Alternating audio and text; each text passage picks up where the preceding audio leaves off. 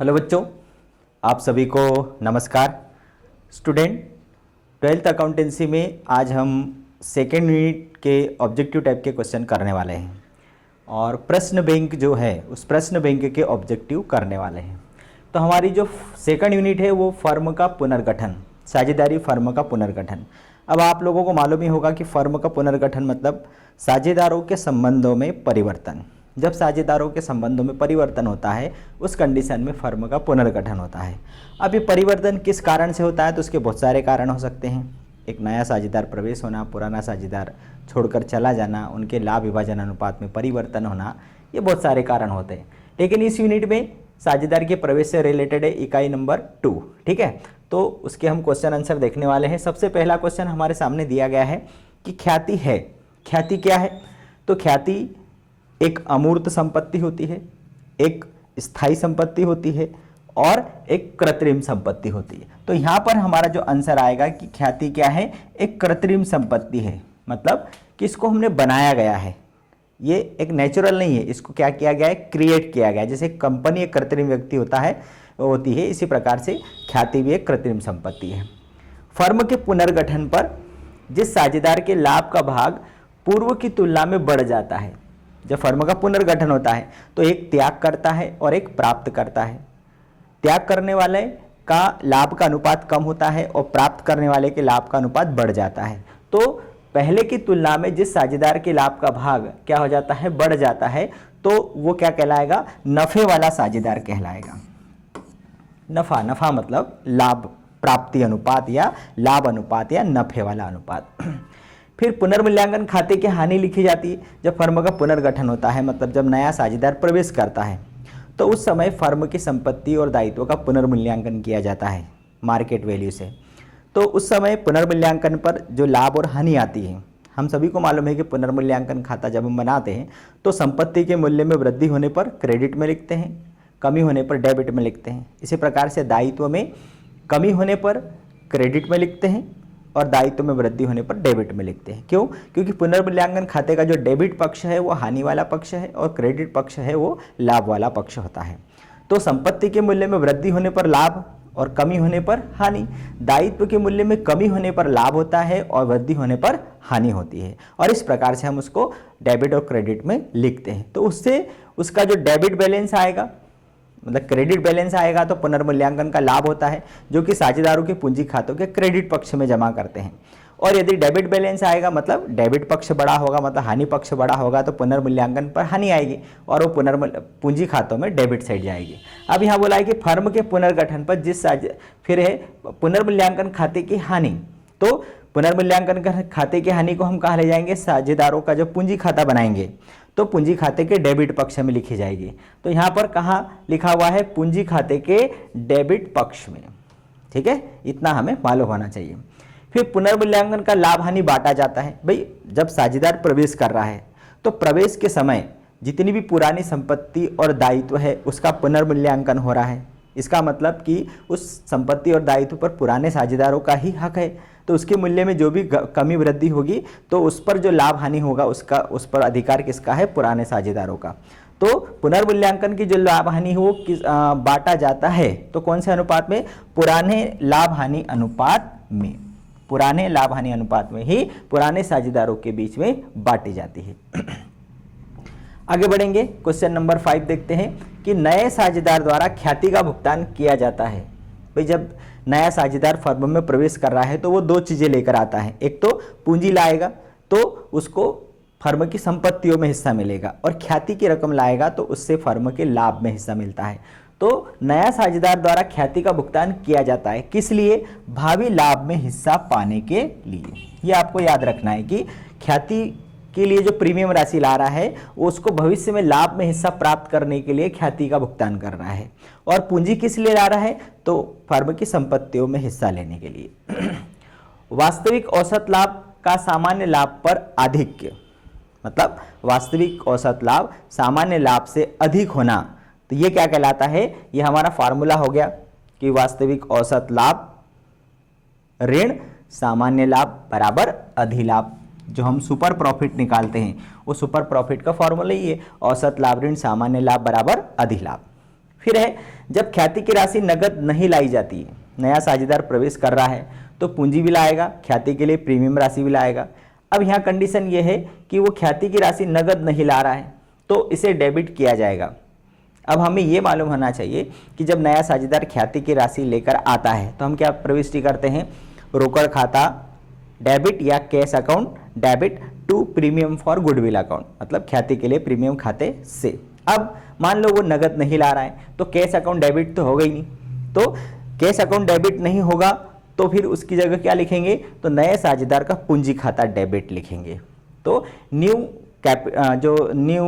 Partners capital account debit to premium for goodwill account, नए साझेदार का पूंजी खाता डेबिट ख्याति के लिए प्रीमियम खाते से। तो यहां पर क्या आएगा, नए साझेदार के पूंजी खाते में उस प्रीमियम राशि को या उस ख्याति की राशि को हम डेबिट में डालेंगे और किसके खाते में, नए साझेदार के पूंजी खाते में। फिर है साझेदारों के लाभ अनुपात में परिवर्तन पर संचितियों का विभाजन होता है।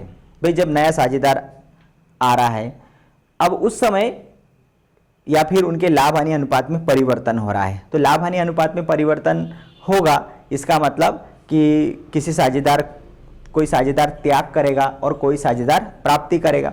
अब उस समय जब लाभ हानि अनुपात में परिवर्तन हो रहा है, उस समय यदि उनके पास कोई पुराना संचय है तो संचय का विभाजन कैसे होगा, तो पूर्व अनुपात में ही होगा। पहले संचय को पुराने अनुपात में वो बांट लेंगे, उसके बाद में वो लाभ हानि अनुपात में परिवर्तन करेंगे। विद्यमान साझेदारों के लाभ अनुपात में परिवर्तन का क्या परिणाम है, भाई विद्यमान साझेदार जो है यदि उनके लाभ हानि अनुपातों में परिवर्तन हो रहा है तो उसका मतलब क्या हुआ, त्याग करने वाले साझेदार का लाभ का हिस्सा कम होगा, प्राप्त करने वाले साझेदार के लाभ का हिस्सा बढ़ेगा। ये दो बातें होगी। अब यहां देखते हैं सभी साझेदारों के लाभ अनुपात में कमी, ये संभव नहीं है कि सभी साझेदारों के लाभ अनुपात में कमी हो गई, तो फिर कमी हुई है तो फिर किसको मिला, ये भी तो होना चाहिए ना। फिर दूसरा है सभी साझेदारों के लाभ अनुपात में वृद्धि, ऐसा भी नहीं हो सकता, सभी को मिला तो कहां से मिला, ये भी संभव नहीं है। मतलब पहला कारण भी संभव नहीं है, दूसरा कारण भी संभव नहीं है। त्यागी साझेदार के लाभ अनुपात में कमी, ये हो सकता है। त्याग करना मतलब अपने हिस्से में से कुछ हिस्सा छोड़ना, त्याग करना, तो ये त्यागी साझेदार के लाभ अनुपात में कमी होगी, ये आंसर आएगा। ठीक है, सी आंसर। आगे बढ़ेंगे हम, क्वेश्चन नंबर 10। पुनर्मूल्यांकन खाता बनाया जाता है, कब बनाया जाता है भैया, पुनर्मूल्यांकन खाता बनाया जाता है नए साझेदार के प्रवेश पर या पुराने साझेदार के अवकाश ग्रहण करने पर। यहाँ है पुनर्मूल्यांकन खाता बनाया जाता है व्यवसाय बंद होने पर नहीं। व्यवसाय के बंद होने पर कौन सा खाता बनाते हैं, वसूली खाता बनाते हैं। नए साझेदार के प्रवेश पर बिल्कुल राइट, नया साझेदार जब प्रवेश करता है तो पुनर्मूल्यांकन खाता बनाया जाता है। अवितरित लाभों व संचयों को हस्तांतरित किया जाता है। जब नया साझेदार प्रवेश कर रहा है उस समय यदि चिट्ठे में पुराना लाभ दिया गया है, संचय दिया गया है, तो उसे हम कहां पर ले जाते हैं, उसे हम पुराने साझेदारों के पूंजी खाते में ले जाते हैं और जमा कर देते हैं। तो रोकड़ खाते में, बैंक खाते में, पूंजी खाते में, लाभ हानि खाते में, तो पुराने साझेदारों के पूंजी खाते में उसे हम क्या कर देते हैं, क्रेडिट कर देते हैं, पुराने लाभ और संचय को। साझेदार के प्रवेश पर पुनर्मूल्यांकन से हुए लाभ को अंतरित किया जाता है। जब साझेदार प्रवेश कर रहा है उस समय हम पुनर्मूल्यांकन खाता बनाया, पुनर्मूल्यांकन खाता बनाने से जो लाभ होगा वो साझेदारों के पूंजी खाते में क्रेडिट होगा और यदि हानि हुई तो साझेदारों के पूंजी खातों में डेबिट होगी। तो यहाँ बोला है कि लाभ होने पर उसे अंतरित किया जाएगा सभी साझेदारों, पुराने साझेदारों के पूंजी खाते में। पुराने साझेदार, पुनर्मूल्यांकन पर हक किसका है, पुराने साझेदारों का। फिर नए साझेदार के प्रवेश पर क्या तैयार किया जाता है, तो नए साझेदार के प्रवेश पर क्या तैयार किया जाता है, पुनर्मूल्यांकन खाता तैयार किया जाता है। किसी नए साझेदार के प्रवेश के समय पुराने साझेदारों को क्या मिलता है, तो जब कोई नया साझेदार आ रहा है तो पूंजी लाएगा तो पूंजी तो उसके पूंजी खाते में जमा होगी, तो वो और क्या लेकर आ रहा है, ख्याति के लिए प्रीमियम राशि ला रहा है और उस प्रीमियम पर केवल और केवल पुराने साझेदारों का हक होता है। तो नए साझेदार के प्रवेश पर पुराने साझेदारों को क्या मिल रहा है, तो उन्हें मिल रही है ख्याति, मतलब ख्याति के लिए जो प्रीमियम राशि ला रहा है वो उन्हें मिलती है। अगले क्वेश्चन की तरफ चलेंगे। नए साझेदार की पूंजी किस खाते में दर्ज की जाती है, भाई नया साझेदार पूंजी लाएगा तो वो तो उसके पूंजी खाते में ही जाएगी, सिंपल सी बात है। है ना। कौन से खाते में जाएगी? पूंजी खाते में। नया साझेदार पूंजी लाएगा तो वो उसके पूंजी खाते में ही जमा होगी। नए साझेदार की पूंजी पूंजी खाते में जमा करने के बाद किस खाते में वृद्धि होती है?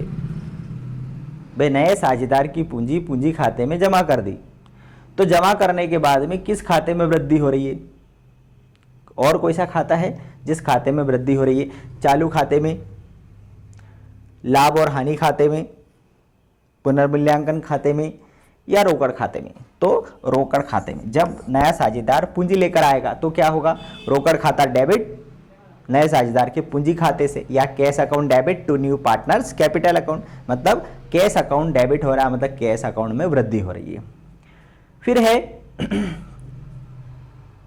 नए साझेदार के प्रवेश के बाद पुराने साझेदारों को किस अनुपात में लाभ का वितरण होता है? भाई नए साझेदार के प्रवेश के बाद में पुराने साझेदारों को किस अनुपात में लाभ का वितरण होगा? पुराने लाभ अनुपात में, नए लाभ अनुपात में, समान अनुपात में, या पूंजी अनुपात में? तो नए लाभ अनुपात में। बोला बाद में, प्रवेश के बाद तो नया लाभ हानि अनुपात आ जाएगा। एक नए साझेदार के शामिल होने पर क्या होता है? पुरानी फर्म भंग हो जाती है, पुरानी साझेदारी भंग हो जाती है, पुरानी साझेदारी और फर्म दोनों भंग हो जाती है, न तो साझेदारी और न ही फर्म भंग होती है। अब यहाँ पर 4 कंडीशन दी है कि जब नया साझेदार आएगा, जब नया साझेदार शामिल होगा तो क्या होगा? पुरानी फर्म भंग हो जाएगी। फर्म भंग होना मतलब व्यवसाय बंद होना, तो ऐसा संभव नहीं है। ऐसा संभव कब होता है? जब फर्म का विघटन करना हो, तभी फर्म बंद होगी। पुरानी साझेदारी भंग हो जाती, बिल्कुल राइट। पुरानी साझेदारी मतलब उनके बीच में जो समझौता था पुराना, वो भंग हो जाता है और एक नया समझौता हो जाता है। ये होता है पुनर्गठन। ठीक है, तो हमारा आंसर हमें मिल गया बी। और आगे बढ़ेंगे। अब हम रिक्त स्थान पर आ जाते हैं। ठीक है, रिक्त स्थानों में दिया गया है ख्याति व्यापार की खालिस्तान संपत्ति है। तो ख्याति व्यापार की कैसी संपत्ति है? अमूर्त संपत्ति है, अदृश्य संपत्ति है। ठीक, हम सभी को मालूम है। ख्याति लाभ कमाने में सहायक होती है। भाई व्यापार में यदि लाभ हो रहा है तो किस कारण से हो रहा है? अधिक लाभ। प्रीमियम मतलब अधिक लाभ, है ना। तो ये अधिक लाभ किस लिए हो रहा है? ख्याति के कारण। ख्याति पर खालिस्तान नहीं लगाया जाता है, ह्रास। जैसे स्थायी संपत्तियों के ऊपर कानून की दृष्टि से कंपनी नियम के अनुसार ह्रास लगाना अनिवार्य होता है, लेकिन ख्याति एक ऐसी संपत्ति है स्थायी जिसके ऊपर ह्रास नहीं लगाया जाता। ख्याति का वास्तविक मूल्य व्यवसाय के खालिस्तान के समय ही ज्ञात हो सकता है। जैसे मान लो हमारी कोई दुकान है, तो हम उसका मूल्यांकन, उसकी ख्याति का मूल्यांकन कर सकते हैं, लेकिन वो एग्जैक्ट नहीं है। वास्तविक ख्याति आपको कब पता चलेगी? जब आप रियल में दुकान को बेचने जाओगे, तब आपको पता चलेगी कि आपकी दुकान की वैल्यू क्या है। तो ख्याति का वास्तविक मूल्य व्यवसाय के विक्रय के समय ही पता चलता है। जब आप व्यवसाय को बेचोगे तभी आपको उसका मूल्य पता चलेगा। औसत लाभ ऋण सामान्य लाभ बराबर क्या होता है? अधिलाभ, सुपर प्रॉफिट बोलते हैं इसको। Average profit minus general profit is equal to super profit. सामान्य लाभ की गणना खालिस्तान पूंजी पर की जाती है। भाई सामान्य लाभ कैसे निकालते हैं? विनियोजित पूंजी गुणित लाभ की दर बटे 100। तो सामान्य लाभ की गणना कौन सी पूंजी पर की जाती है? विनियोजित पूंजी, व्यापारी साझेदारों के द्वारा जो व्यापार में पूंजी विनियोग की गई है उसके ऊपर। साझेदारी ठहराव में परिवर्तन साझेदारी फर्म का क्या कहलाता है? पुनर्गठन। पुनर्गठन, ठहराव में परिवर्तन होना, समझौते में परिवर्तन होना, अनुबंध में परिवर्तन होना, ये सब क्या कहलाता है? पुनर्गठन। पुराना अनुपात ऋण नया अनुपात, हम सभी को मालूम है, मतलब त्याग अनुपात। पुराने में से नया घटाएंगे तो त्याग। भाई हमेशा बड़ी रकम में से छोटी रकम घटती है। पुराना ज़्यादा होगा और नया कम होगा, इसका मतलब आपने त्याग किया। नया अनुपात ऋण पुराना अनुपात, भाई नया बड़ी रकम में से छोटी रकम, मतलब नया ज़्यादा होगा और पुराना कम होगा, तो ये कौन सा हो गया? प्राप्ति अनुपात। त्याग अनुपात और प्राप्ति अनुपात। पुनर्मूल्यांकन पर होने वाले लाभ हानि से खालिस्तान साझेदार का कोई संबंध नहीं होता है। भाई पुनर्मूल्यांकन पर पुराने साझेदारों का हक होता है। एक ही बात याद रखना, पुनर्मूल्यांकन इज इक्वल टू पुराने साझेदार, मतलब पुनर्मूल्यांकन से नए साझेदार का कोई लेना देना नहीं होता। ठीक, दायित्व में कमी फर्म का भाई दायित्व में कमी, अभी मैंने बताया पुनर्मूल्यांकन में किसका लेखा किया जाता है, तो इसके दो पक्ष है, डेबिट और क्रेडिट। डेबिट पक्ष हानि वाला, क्रेडिट पक्ष लाभ वाला। संपत्ति बढ़ेगी तो लाभ, संपत्ति कम होगी तो हानि। दायित्व में कमी होगी मतलब आपके जो ऋण कम होंगे तो लाभ, और ऋण में वृद्धि होगी तो हानि। अब दायित्व में कमी हो रही मतलब ये फर्म का क्या है, ये लाभ है। त्याग अनुपात खालिस्तान के बराबर होता है। भाई जितना त्याग किया जाएगा उतना ही प्राप्त किया जाएगा, या आपने जितना प्राप्त किया तो किससे, जिसने त्याग किया उसका हिस्सा प्राप्त किया, तो त्याग अनुपात प्राप्त अनुपात के बराबर होता है। जितना त्याग होगा उतना ही प्राप्त होगा, जितना प्राप्त होगा उतना ही किसी ने त्याग किया होगा। तो ये था हमारा रिक्त स्थान। अब हम सही जोड़ी की तरफ चलते हैं। तो सही जोड़ियाँ भी अलग अलग प्रकार की दी गई है, 2-3 दी गई है, ठीक है। तो बारी बारी से एक एक करते जाएंगे। ख्याति क्या है, ख्याति एक क्या है, विक्रय योग्य संपत्ति है। नंबर 1 पुनर्मूल्यांकन की हानि, पूंजी खाते के डेबिट पक्ष में। फर्म का पुनर्गठन, साझेदारी ठहराव में परिवर्तन। ख्याति का लेखांकन, लेखांकन प्रमाप 26 के अनुसार, और पुनर्मूल्यांकन पर लाभ पूंजी खाते के क्रेडिट पक्ष में जमा किया जाता है। क्लियर। एक और पढ़ लेते यहीं पर, इसको भी को देख लेते। त्याग अनुपात बराबर लाभ प्राप्ति अनुपात। सामान्य लाभ का संबंध किससे है, विनियोजित पूंजी से है। भाई सामान्य लाभ की गणना विनियोजित पूंजी पर की जाती है। संपत्ति के मूल्य में वृद्धि पुनर्मूल्यांकन खाते के क्रेडिट पक्ष में लिखी जाती है, अभी मैंने फॉर्मूला बताया आपको। फिर दायित्व के मूल्य में वृद्धि, ये भी पुनर्मूल्यांकन खाते के डेबिट पक्ष में लिखा जाता है। और पुनर्मूल्यांकन खाता नए साझेदार के प्रवेश पर बनाया जाता है। जब नया साझेदार प्रवेश करता है तब पुनर्मूल्यांकन खाता बनाया जाता है। आगे बढ़ेंगे, ट्रू और फॉल्स की तरफ चलेंगे हम। सत्य असत्य। सबसे फर्स्ट क्वेश्चन हमारे सामने दिया है कि ख्याति को प्रत्येक दशा में पुस्तकों में दर्शाया जाना चाहिए। असत्य है। हर एक कंडीशन में आप पुस्तकों में नहीं दर्शा सकते। कब दर्शाया जाता है ख्याति को, जब आपने ख्याति के लिए नगद भुगतान किया हो, मतलब आपने ख्याति खरीदी हो, उसके लिए नगद भुगतान किया हो, तभी उसको पुस्तकों में दिखाया जाता है। ख्याति पर ह्रास नहीं लगाया जाता। राइट। ख्याति एक स्थायी संपत्ति है, तो आप बोलोगे सर इस पर ह्रास क्यों नहीं लगाते, तो ख्याति पर ह्रास नहीं लगाया जाता। त्याग के अनुपात की दशा में साझेदार को पूर्व की तुलना में लाभ होता है। गलत है। पूर्व की तुलना में उसको हानि हो रही है। त्याग मतलब हानि। एक अच्छी फर्म ख्याति को अपलिखित कर देती है। बिल्कुल राइट। अपलिखित करना मतलब फर्म की पुस्तकों में से हटा देना, राइट अप कर देना। भाई ख्याति आप दिखा रहे हो, इसका मतलब भाई पुस्तकों में ख्याति दिखा रहे हो, इसका मतलब आपने ख्याति खरीदी है। आपने दुकान खरीदी तो उसमें आपने उस दुकान का नाम भी खरीद लिया और दूसरे की ख्याति को आप यूज कर रहे हो। तो पुस्तकों में ख्याति दिखाना मतलब कि आपने उस ख्याति को खरीदा है, ये आपकी खुद की ख्याति नहीं है, और इसलिए पुस्तकों में ख्याति को नहीं दिखाया जाता है, उसको हटा दिया जाता है। फिर है लाभार्जन में परिवर्तन का ख्याति के मूल्य पर प्रभाव नहीं पड़ता। भाई लाभ अनुपात में लाभार्जन में परिवर्तन का ख्याति के मूल्य पर प्रभाव नहीं पड़ता, गलत है, उसका बिल्कुल प्रभाव पड़ता है।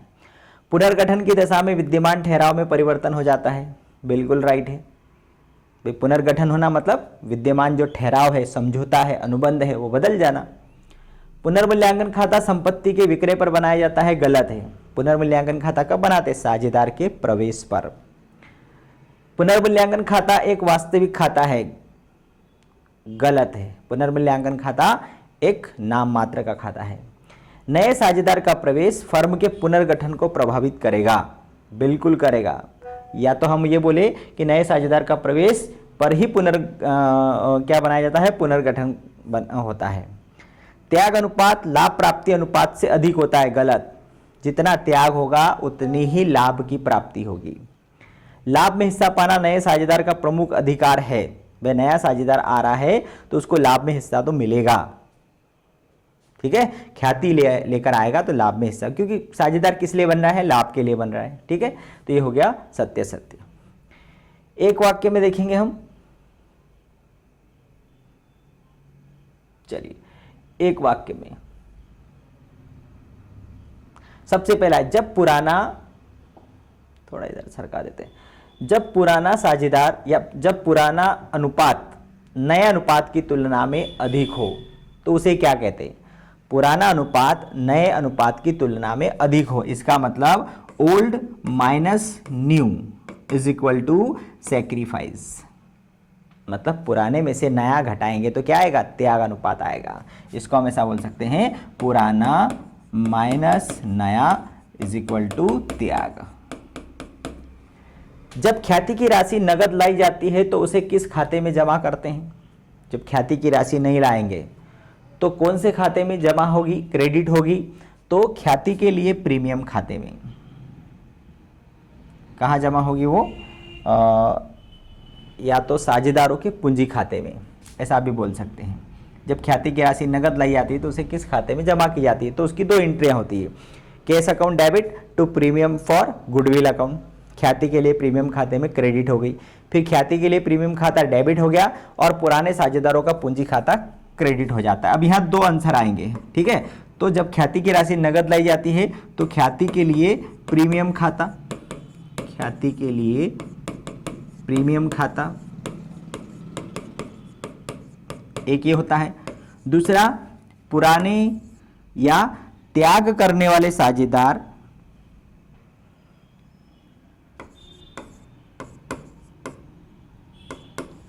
त्यागी साझेदार के पूंजी खाते में। दो आंसर है। नहीं, जब प्रीमियम राशि लाई जाती है तो ख्याति के लिए प्रीमियम खाता क्रेडिट होता है, फिर ख्याति के लिए प्रीमियम खाता डेबिट होकर के त्यागी साझेदार के पूंजी खाते में वो जमा हो जाती है। लेखांकन प्रमाप 26 किससे संबंधित है? ख्याति से रिलेटेड है। ख्याति मूल्यवान संपत्ति कब कही जाती है? तो भाई ख्याति एक मूल्यवान संपत्ति है, विक्रय के समय मूल्यवान है, विक्रय होने पर। ख्याति के मूल्यांकन का आधार क्या है? लाभ। ख्याति का मूल्यांकन हम किस बेस पर करते हैं? लाभ के आधार पर करते हैं। कौन सी ख्याति का लेखा पुस्तकों में नहीं किया जाता? कौन सी ख्याति का लेखा पुस्तकों में नहीं किया जाता? तो भाई जिसकी गणना हमने करी है, या भाई कौन सी ख्याति का लेखा पुस्तकों में नहीं किया जाता? तो कौन सी ख्याति का लेखा पुस्तकों में किया जाता है, पहले तो इसको समझे। तो जिस ख्याति को आपने नगद खरीदा है उसका लेखा पुस्तकों में किया जाता है। अब यहाँ पर आंसर दिया है कि कौन सी ख्याति का लेखा पुस्तकों में नहीं किया जाता है, तो जिसका नगद भुगतान नहीं किया गया है।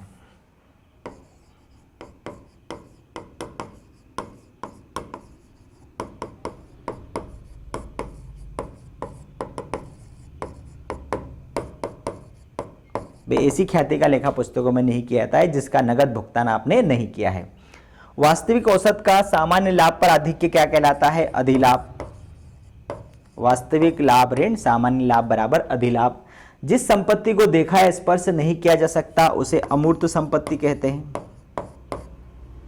क्योंकि अमूर्त मतलब जिसकी कोई मूर्ति नहीं है। फर्म की संपत्ति और दायित्वों के मूल्य में परिवर्तन का लेखा किस खाते में किया जाता है? पुनर्मूल्यांकन खाते में। संपत्ति और दायित्वों के मूल्य में कमी और वृद्धि का लेखा पुनर्मूल्यांकन खाते में किया जाता है। पुनर्मूल्यांकन खाता किस प्रकृति का खाता है? तो ये नाम मात्र का खाता है।